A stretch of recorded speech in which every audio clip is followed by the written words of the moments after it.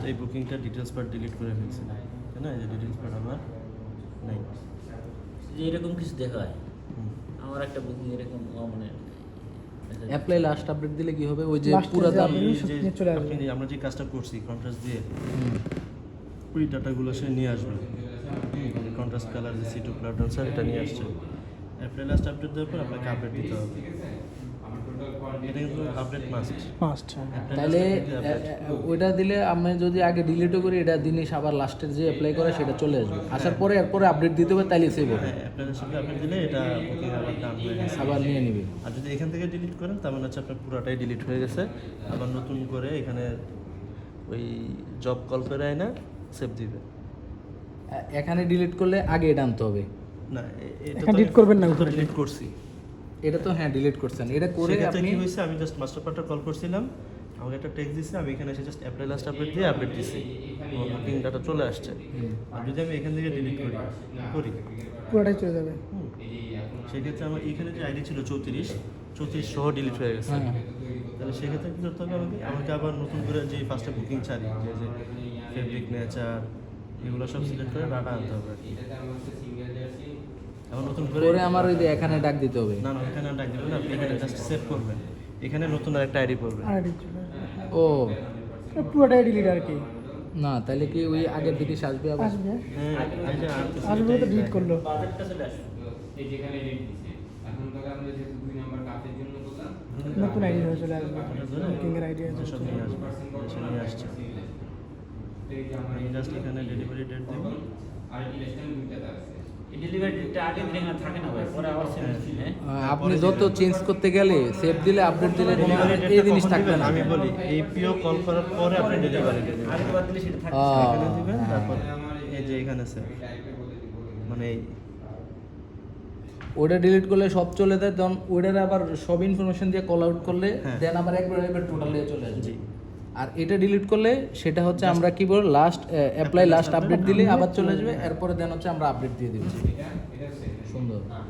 কারণ ডিলিট হইলেও তো রিস্ক নাই, কিন্তু না। কথা হচ্ছে যে তো কতক্ষণ পর্যন্ত বাজেট না বুকিং এটা বাজেটের সাথে ওই বুকিং এর এটা। এখান থেকে সরে গেল কারণ আপনি তো বাজেট করার পর এসে বুকিং করতেছেন। যদি আপনার প্রি কস্টিংয়ে কিছু চেঞ্জ করতে হয় মানে ডিলিট না করেও চেঞ্জ করতে পারবেন, আনএপ্রুভ করলেই এ হয়ে যাবে, জাস্ট আপনি যে আপনার ফেব্রিকেশন বা কম্পোজিশন চেঞ্জ করতে পারবেন। আচ্ছা আমরা এই কিসের মধ্যে জানি ছিলাম? টাকা বেশি। ওটা তো করা যায়, ওটা করা যায়। ওটার হিসাব হচ্ছে কি, ধরো এই যে তোমার এখানে এই কালার আছে না, এটা ধরো রিপ দিব আমি, রিপ হচ্ছে কন্ট্রাস্ট কালার, এটা সিলেক্ট করতে হবে কন্ট্রাস্ট। ধরো রিপ তো আমার এক কালারের হবে, যদি গার্মেন্টস কালার ধরো এটার মধ্যে যদি হয় আমি এক কালার, তাহলে কন্ট্রাস্ট কালার দিতে হবে। কন্ট্রাস্ট কালার দিয়ে দেন এই যে কালারের মধ্যে ক্লিক করতে হবে, করে দেন এই যে মনে করো যে আমি এটাতে এই যে এই কম্বোতে না এই কম্বা টু ক্লাউড ডান্স না ব্রাউজারে প্রবলেম। এটা দিয়ে এই ক্লোজ দিলে দেন এটা চলে যাবে। মানে এটাতে হচ্ছে না, ওনার পিসিতে হয়, এটা হচ্ছে না, ওই যে আপডেট দিতে হবে আমাদের ইয়াতে। এটা ধরো এটা ক্লোজ দিলে এই জায়গায় বসে যাবে আর কি। হ্যাঁ এই জায়গায় ক্লাউড ডান্সার চলে আসবে, তার মানে কালার ওই জায়গায় হয়ে গেল, দিয়ে দেন আপডেট দিতে হবে।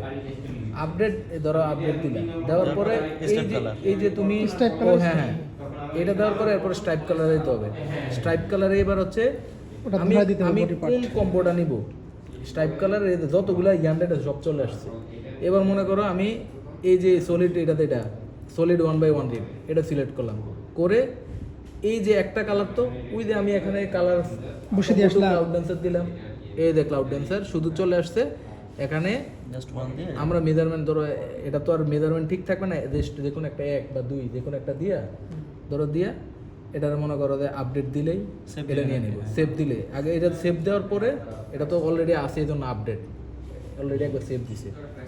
এবার মনে করো সেম আমি মনে করো যে এই ইয়ানডেডের স্ট্রাইপ কালার এই যে ধরো কথার কথায় এটাতে যাবো অন্য একটাতে, এখানে এই যে দেখো এই যে মেন কম্বোটা চলে আসছে। এরপরে মনে করো এই যে প্রসেসটা আমি এটার জন্য প্রথমে মিটিং করব, তাহলে মিটিং এই যে বডিতে যখন যাবো, তারপরে এখানে আমি বডি বডিতে আমার কালার করা 3টা, এই যে 3টা কালার 2টা কালার, এই 2টা কালার আলাদা আলাদা চলে আসছে।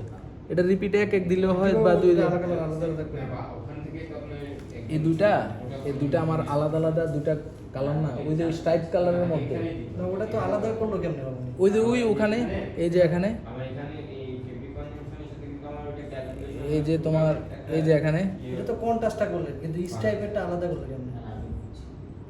স্টেপে তো আপনার মাল্টিপল কালার থাকবে, ওটা আপনি স্টেপ এই যে স্ট্রাইপ কালারের মধ্যে ঢুকা, এন্ট্রি দিবেন। এই যে এখানে ঢুকে এন্ট্রি করা, কালারটা আপনার হাতে দিতে হবে, কেমনে করলো? ওটা হাতে দিবেন, হাতে লিখবেন কোন কালার। জায়গায়? এই যে মনে করো কন্ট্রাস্ট কালার এটা বডি কম্পোনেন্ট। আপনার এটা তো আগে সিলেক্ট করা লাগবে। এই মনে করো যে এই যে এটা বডি, হ্যাঁ বডি সিলেক্ট করলাম, বডি সিলেক্ট না, এবারে এই জায়গায় লিখতে পারবে, হ্যাঁ। করে এরপর সেভ দিতে প্লাস হবে। প্লাস দিয়ে আরেকটা হ্যাঁ, হ্যাঁ, প্লাস দিয়ে হাইড্রোজেন প্রিন্ট আছে। দেখিনি, এখানেও দিলে হয়তো বা আপনার প্রসেস ক্লাস তাহলে স্যাম্পল তো করা হয়নি ভাই, এটা হচ্ছে স্ট্রাইক আপ করা হয়েছে। আপনার আসলে ওই সিটি সেভ করা আছে, তাহলে সেভ করা আছে, এটা হয়তো প্রসেসটা আলাদা। কিন্তু আমরা হলে এইটা লিখলে এই যে দুইটা কালার আছে না, এই দুইটা কালার তো এখানে ওই সময় লেখা হয়েছে, এই জন্য দুইটা কালার আসছে। মনে করো তিনটা কালার এখানে আছে, আরেকটা প্লাস দেন। তুমি এই জায়গায় বলতে চাচ্ছি ভাই, আপনার তো এটা এই যে স্ট্রাইপের কম্বো দিছেন, সেটা তো এটা না। আমি তোমার এটা বলতেছি, মানে এই যে এখানে ধরো কথায় ধৈর্য ধরো। মনে করো যে আমি স্ট্রাইপ কালারের মধ্যে ঢুকছি, ঢুকে এখন আমি কি এই কালারটা, এই কালার আলাদা করবো, তাই না? হুম। এই কালারে ঢুকবো এবার একটা কালার নতুন করে হ্যাঁ, আচ্ছা একটাই না, একটাই কালার, এই কালারটা ঢুকলাম, হ্যাঁ। কিন্তু এইভাবে কখন দেওয়া হয়নি, তাহলে আমি এখানে প্রসেস ক্লাস আমি প্রমাণ করে নিই। আসতে থাকুন ভাই, ক্লিক করে এই যে এই কালারে, এইটা তোমার আমি অলরেডি সেভ দিছি একবার। মনে করো এখানে লিখবেন। হ্যাঁ, মনে করো এখানে দুইটা কালার, এই তিনটা কালার, তুমি আমি তিনটা কালারে দেয়, মনে করো যে ব্ল্যাক, তার মানে যতটা ইয়ান ততটা কালার দিয়া সিকোয়েন্সে একটা ফ্যাক্ট ছিল না? আপডেট থাকে। প্রথমে যদি একবার তো সেভ দিছি, যদি সেভ না থাকে তাহলে হচ্ছে সেভ দিয়ে পরে দিতে হবে। তার মানে এই জায়গায় আমার কালার চলে আসছে, হ্যাঁ। এটার এবার আমাদের এইটা দেওয়ার পরে দেন হচ্ছে ইয়ানের প্রাইস আসবে। এই এখন আমি যদি কনভারসেশন কস্টে যাই, এই এখানে মনে করো যে মেজারমেন্টে যাই অথবা মার্কারে এই যে ইয়ান ট্যাং, হ্যাঁ, এটা কি স্ট্রাইপ কালার, বডির মধ্যে। একটা ব্যাকিং হিসাব আছে, এই এখন যদি আমি এয়ারলাইন সিলেক্ট করেন আবার, তাহলে এটা আসবে। হ্যাঁ, কথা মিটিং সিলেক্ট করেন, তারপর ইয়ারলাইন সিলেক্ট করেন। নেন না এটা তো নেন, এবার নেন, ইয়ান ট্যাং দিলেও হবে। হ্যাঁ, ইয়ারলাইন এবার নেন, তাই বলতেছি। অপশন চলে আসবে এই যে। এই যে দেখছো ক্লাউড ড্যান্সার কালারের চার্জ চলে আসছে। মনে করো যে এটা ক্লাউড ড্যান্সার লাইট কালার ধরে $1 আসলো, ডার্ক কালারের 31 আসলো। তুমি হচ্ছে ওই যে 32, 34, 99 যে 375 স্ট্যান্ডার্ড, এটা দুটা স্ট্রাইক অফ নিয়ে আর হচ্ছে কোন রিক্যাপটা নিয়ে সাব্বির ভাই মার্কেটিং রুমে আছে, মার্কেটিং রুমে দাও তো একটু এখন। মানে ওই দুটা নিয়ে কোন সাইজে কত পিস কোয়ান্টিটি, মানে ইউপিতে কত, সলিড স্টাইল প্রিন্টে কত, আমি ওই বডি পার্টটাই সিলেক্ট করব। দেখছো এই যে ইয়ান্ডাইটের কাছে চলে আসছে। এবার আমি যদি এই যে ইয়ান্ডাইট যদি রিবে যাই, এই যে এই রিবের দুটা সমন্বয়ে ওটা কি এবারে আসছে নাকি ইয়ান্ডিং এর প্রাইস? এটা যোগ করে আসছে। যোগ করে ওই আলাদা দিয়ে দিই। প্রত্যেকে তো আলাদা আলাদা প্রাইস এরপরে যদি রিপিট মেজারমেন্ট দিয়ে দাও, তাহলে ও ওর মতো করে কনজাম্পশন নিয়ে নেবে, বুঝছো? রিপিট মেজারমেন্ট দিলে ও কনজাম্পশন নিয়ে নেবে। এত ধর মনে করো যে আমি যখন ওই ইয়ান্ডাইটের জন্য দিব, তখন কিন্তু ইয়ান্ডাইটের অপশন আসবে। এই যে ইয়ান্ডাইট দিলে এই যে ইয়ান্ডাইট আসছে। এই যে জায়গায় আমার শুধু কন্ট্রাস্টে ক্লাউড ড্যান্সার না রিভার, তখন ক্লাউড ড্যান্সারের প্রাইস ধরে $1 দিলাম, দিয়ে ক্লোজ করে দিলাম। এদের প্রাইস চলে আসছে, ঠিক আছে, এদের প্রাইস চলে আসছে, বুঝছো? তার মানে আমাদের হচ্ছে আমাদের যেটা করা লাগবে, যেটা ভাই বলতে পারে নাই, এটা হচ্ছে কি স্ট্রাইপ কালারের দিতে হবে। সেট করতে হবে। আর যেটা শুধু একটা কম্বো নিব, মানে সলিড কম্বো নিব, সেটার Contrast জন্য করে দিতে হবে। আমাদের সিলেক্ট করতে হবে কন্ট্রাস্ট। Contrast, কন্ট্রাস্টের এই যে কন্ট্রাস্ট করে এই পাশে কালার লিখতে হবে মাস্ট। কিন্তু এটা আমার হচ্ছে না, বাট ওনার এটা তো হয় আর কি, হওয়াতেই তো আমার এখন আসতেছে।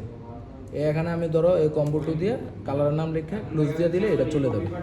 এটা যখন চলে যাবে, এরপর হচ্ছে এটা আমরা আপডেট দিয়ে দেবো। আপডেট দিলেই তোমার এই জায়গায় তখন ইয়ান্ড্রয়েডের যত ফাংশন আছে কাজ করবে, ওয়ার্কেবল হয়ে যাবে। হ্যাঁ, আর আমি বলছিলাম মনির বাইরে পার্টসগুলা দিতে, কী কী পার্টস ইউজ হয়, ওই পার্টসগুলো দিলে আপডেট করে দেবে। এখনও অল্প কিছু পার্টস